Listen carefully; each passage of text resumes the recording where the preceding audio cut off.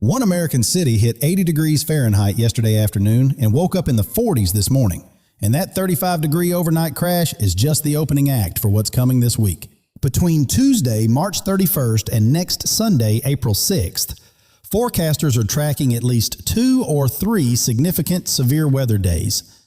And next weekend could actually be the worst of the entire bunch. And the drought, quietly spreading across Georgia, South Carolina, and Florida right now, has reached critical fire danger level, which almost nobody is talking about yet, and it deserves your attention. Here's the setup in plain English. The ridge that's been baking the southwest all week is shifting east, and that one pattern change is what unlocks a storm train across the central U.S. starting Monday. The jet stream buckles hard.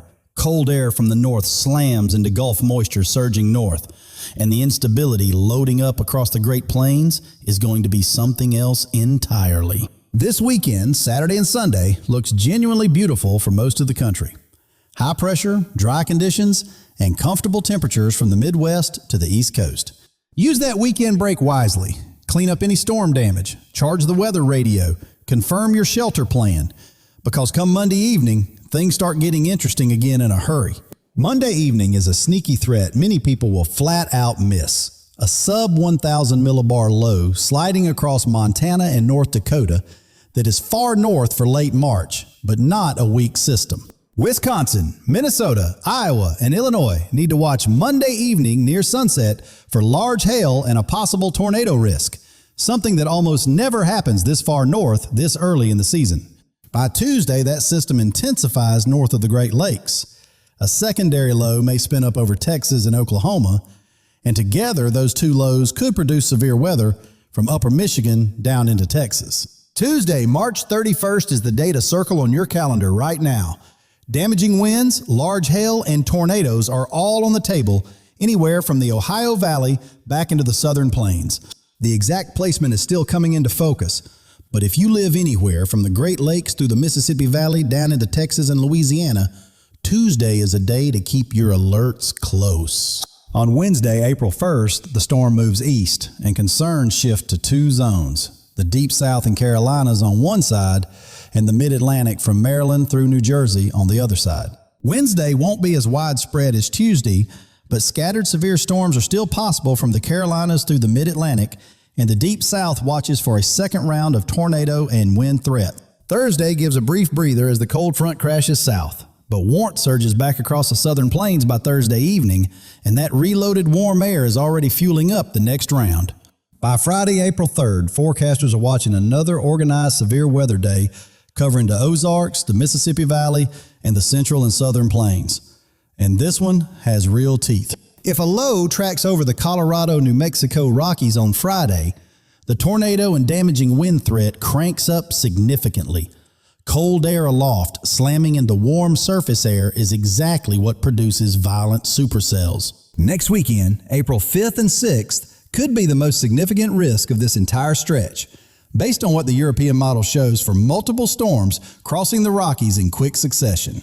The European model shows this active pattern running through at least April 7th, meaning the central U.S. could be looking at 7 to 8 consecutive days with at least some severe weather risk. For anyone in Tornado Alley, Kansas, Oklahoma, Nebraska, Texas, Missouri, next weekend needs to be on your radar just as much as Tuesday, because that system may end up being the bigger deal.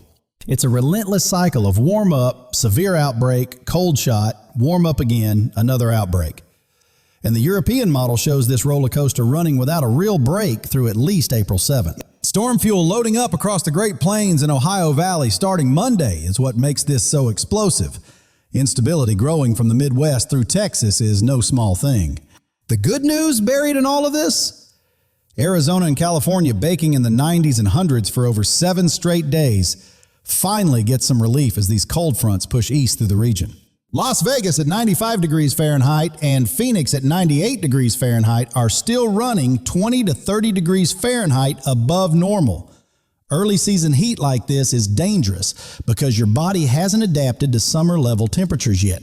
Los Angeles at 73 degrees Fahrenheit is dealing with dry Santa Ana winds and real wildfire danger in the foothills, while Albuquerque at 86 degrees Fahrenheit has a red flag warning, making any outdoor spark potentially catastrophic today. The flooding concern builds throughout all of this.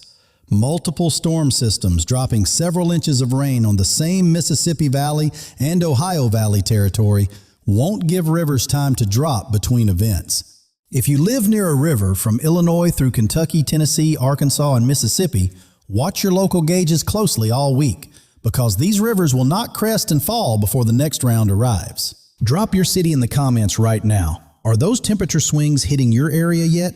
And which storm system on this list has you most concerned for your community? Now, the Southeast drought story is getting almost zero coverage right now, and it is becoming a genuinely serious situation for Georgia, South Carolina, and northern Florida. Georgia and South Carolina have reached critical fire danger level right now. Not just routine seasonal dryness, but a level where fires can spread uncontrollably in dry, windy conditions with almost no warning. Dry cold fronts keep rolling through the southeast without dropping meaningful rain, and the drought keeps intensifying. The fire risk in Georgia, the Carolinas, and northern Florida is not going away anytime soon. Oklahoma City at 65 degrees Fahrenheit and Wichita at 49 degrees Fahrenheit both have active fire weather watches. Drought, dry air, and gusty winds across the southern plains from Texas through the Oklahoma Panhandle make any spark dangerous. Atlanta at 78 degrees Fahrenheit is watching for severe thunderstorms and a local tornado risk today, while Birmingham at 76 degrees Fahrenheit has straight-line winds up to 60 miles per hour. The southeast is still in active weather mode. New Orleans at 82 degrees Fahrenheit has a coastal flood warning as storm surge combines with heavy rain, while Jackson, Mississippi at 79 degrees Fahrenheit has serious flash flooding in low-lying areas that cannot handle another inch. Charlotte at 75 degrees Fahrenheit is getting hammered by severe thunderstorms with intense lightning, while Nashville at 65 degrees Fahrenheit watches for flash flooding that sneaks up on drivers and underpasses before any warning is issued. Washington, D.C. at 64 degrees Fahrenheit is bracing for a strong storm line with straight-line winds and hail, while Baltimore at 64 degrees Fahrenheit and Philadelphia at 59 degrees Fahrenheit are both in for a rough afternoon commute today. New York City at 61 degrees Fahrenheit and Newark at 60 degrees Fahrenheit are watching for flash flooding in the usual low spots, while Hartford at 55 degrees Fahrenheit and Providence at 54 degrees Fahrenheit are dealing with tree-snapping straight-line wind gusts. Burlington, Vermont at 39 degrees Fahrenheit is already seeing rain mixed with snow as cold air filters in. And Boston at 56 degrees Fahrenheit is bracing for 50 miles per hour coastal gust, flooding the usual low spots around the harbor. Minneapolis at 20 degrees Fahrenheit, Fargo at 14 degrees Fahrenheit, Sioux Falls at 24 degrees Fahrenheit. Blizzard conditions are locked in hard with near zero visibility and wind chills sitting well below 0 degrees Fahrenheit across the open northern plains today. Cheyenne at 29 degrees Fahrenheit has a blizzard warning with 50+ miles per hour wind gust. And Des Moines at 31 degrees Fahrenheit is dealing with blowing snow, cutting visibility to near zero on I-80 and I-35 this morning. Omaha at 36 degrees Fahrenheit has black ice from overnight freezing rain, while Billings, Montana at 26 degrees Fahrenheit has dropped nearly 50 degrees Fahrenheit from where it stood just 4 days ago. And that is no typo. That 50-degree swing in Billings in 4 days is the textbook definition of weather whiplash. Record heat, then blizzard, then warm air charging back in ahead of the very next system. Seattle at 45 degrees Fahrenheit is under heavy rain with a serious landslide risk on saturated hillsides. And here's something worth knowing. That wet system soaking Seattle right now slides east and becomes Monday evening's threat. West Coast weather today becomes Midwest weather in 48 hours. Which is why Salt Lake City at 43 degrees Fahrenheit and Denver at 39 degrees Fahrenheit watching mountain snow right now matters for what hits the plains Monday. Miami at 88 degrees Fahrenheit has a dangerous heat index and afternoon tropical thunderstorm risk.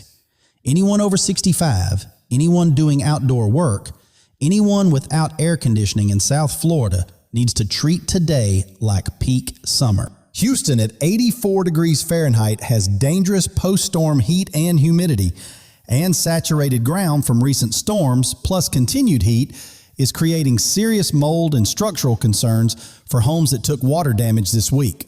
By Monday afternoon, temperatures surged well into the 80s and 90s from South Dakota all the way down into South Texas. And that warm, loaded air mass is exactly what makes Tuesday so dangerous. When Tuesday's cold front crashes in, areas sitting at 85 degrees Fahrenheit Monday afternoon will drop into the 50s by Tuesday night. And that violent 30-degree crash in 24 hours is exactly what explodes storm energy. The flooding concern builds because repetitive storms hitting the same Ohio Valley and Mississippi Valley territory day after day won't give rivers time to drop, and saturated ground is already a problem right now. The rule for flooded roads never changes. Roll up on standing water you can't see through, you turn around, because roads that look passable might already be washed out below the surface. Today through Saturday, remnant storm activity across the Ozarks and East Coast. Not a major severe weather day, but showers and thunderstorms possible from the deep south through the mid-Atlantic. Saturday and Sunday, beautiful weather for most of the East and Midwest. High pressure, dry, and genuinely pleasant. Your window to get ready for what comes next week. Monday evening, sneaky severe weather threat across Wisconsin, Minnesota, Iowa, and Illinois. Large hail and possible tornadoes near sunset. Unusual this far north this early in the season. Tuesday, March 31st. Main event number 1. Severe weather from the Great Lakes through the Ohio Valley back into Texas and Louisiana. Damaging winds, large hail, tornadoes all in play. Wednesday, April 1st. Scattered severe storms shifting to the deep south and mid-Atlantic. 2 separate risk areas, one near the Carolinas and one along the Gulf Coast states. Thursday, brief pause, but warm air reloads across the southern plains. The break is short, and the next round is already fueling up right behind it. Friday, April 3rd, another organized severe weather day. Ozarks, Mississippi Valley, Central Plains, and Southern Plains all watching, with a heightened tornado risk if the low tracks over the Colorado-New Mexico Rockies. Weekend, April 5th and 6th, potentially the most significant risk of the entire stretch. Multiple storms crossing the Rockies. European model showing this as the most active period of the whole 2-week run. That's 5 or more active weather days in under 2 weeks. And the communities that come through intact are those that took each storm seriously from day one, not the last day. A multi-day stretch like this is actually more dangerous than one single big outbreak because people let their guard down between events and stop paying close attention to the forecast. Don't let that happen. The atmosphere does not give you a day off just because you're tired of watching the weather. So make storm preparedness your daily routine for the next 10 days, starting tonight. Phone fully charged every night, not halfway, all the way. Weather alerts on with the volume up. Shelter plan locked in. Weather radio set before you go to sleep this week. Keep a week of prescription medications on hand right now. When severe weather hits multiple times in a week, roads flood, pharmacies lose power, and getting out to restock takes days, not hours. Make the buddy check your morning routine this week. A 5-minute call to seniors and neighbors living alone who might not be tracking the weather could be the most important call you make. Columbus, Ohio at 46 degrees Fahrenheit and Indianapolis at 41 degrees Fahrenheit are still in cleanup and flooding mode from this week's storms, and neither city gets fully dry before Tuesday's system arrives on top of them. Little Rock, Arkansas at 67 degrees Fahrenheit is catching a brief break right now, but early next week it comes right back into the severe weather corridor. Tuesday's outbreak puts it squarely back in the crosshairs. Dallas at 71 degrees Fahrenheit is catching a brief cool spell after a rough week. But by Monday afternoon, DFW and South Texas climb back into the 80s and 90s, loading fuel for Tuesday's collision. Nashville at 65 degrees Fahrenheit and Louisville, Kentucky are both watching Tuesday closely, sitting directly in the path of that secondary low, tracking up from Texas and Oklahoma through the Ohio Valley. Kansas City sits right in the zone where Tuesday's secondary low tracks. Forecasters are eyeing it closely because both the hail and tornado threats peak right along that secondary low track. St. Louis has seen this exact setup before. Warm air, violent cold front, severe outbreak. And Tuesday's pattern looks almost identical to what hit the metro area just this week. Chicago at 35 degrees Fahrenheit is watching Monday evening's sneaky threat because that sub 1,000 millibar low tracking south from Montana could fire large hail near sunset, and Chicago doesn't need another round of storm damage. Detroit at 37 degrees Fahrenheit is also watching Monday evening. Southern Michigan already took a hit from severe weather this week, and the Monday system could bring a repeat of large hail and strong wind gusts. Pittsburgh at 53 degrees Fahrenheit is watching for Wednesday's storms as the system pushes east. It sits right at the intersection of the Deep South and Mid-Atlantic threat zones that forecasters are flagging for April 1st. Richmond at 67 degrees Fahrenheit and D.C. are in a brief warm spell right now, but that warmth is building the exact fuel that powers Wednesday's storm system as it sweeps east through the Mid-Atlantic corridor. Minneapolis at 20 degrees Fahrenheit and Fargo at 14 degrees Fahrenheit sit on the cold side. When that Arctic air meets the 85 degrees Fahrenheit air mass building Monday in South Dakota, that exact clash is where Tuesday ignites. Wichita sits at the center of the Southern Plains severe weather corridor. Forecasters will mention it repeatedly over the next 10 days as storm systems clip through and reload the warm air sector. Portland, Oregon at 47 degrees Fahrenheit and Seattle at 45 degrees Fahrenheit are dealing with the wet system that slides east and becomes Monday's threat. What you see on the West Coast today is the Midwest threat tomorrow. Salt Lake City at 43 degrees Fahrenheit and Denver at 39 degrees Fahrenheit are watching mountain snow from the building western system. That same energy tracks east and becomes the fuel for next week's entire storm train. The communities hitting back-to-back storms right now, Kankakee, Indianapolis, Columbus, face a harder reality than most. Damaged structures, saturated ground, and no recovery window before the next round arrives on Tuesday. If your home took damage this week, your shelter urgency for Tuesday is higher than your neighbor's. A structure already compromised by hail or wind does not hold up the same way twice. The rule for flooded roads applies just as much the second time as the first. If you roll up on standing water and can't see the pavement, you turn around. No exception, no shortcut. Drop your city in the comments and tell us where you're watching from. Tonight's active zone, bracing for Tuesday, or somewhere enjoying that beautiful weekend weather right now. And tell us which city you want us to dig into for Tuesday's breakdown. That corridor runs from the Great Lakes to the Gulf, and where you live determines what your biggest risk is. Storm fatigue is real after a week like this, but the atmosphere doesn't care. And Tuesday through next Sunday is shaping up as one of the most relentless early April stretches we've seen. Springfield, from 80 degrees Fahrenheit to the 40s overnight. 2 or 3 major severe weather days between Tuesday and next Sunday. Georgia at critical fire danger. This storm train hasn't left the station yet. Keep your alerts on all week, know your shelter spot, make the buddy check a daily habit, because Tuesday through next Sunday is one of the most active early April stretches on record.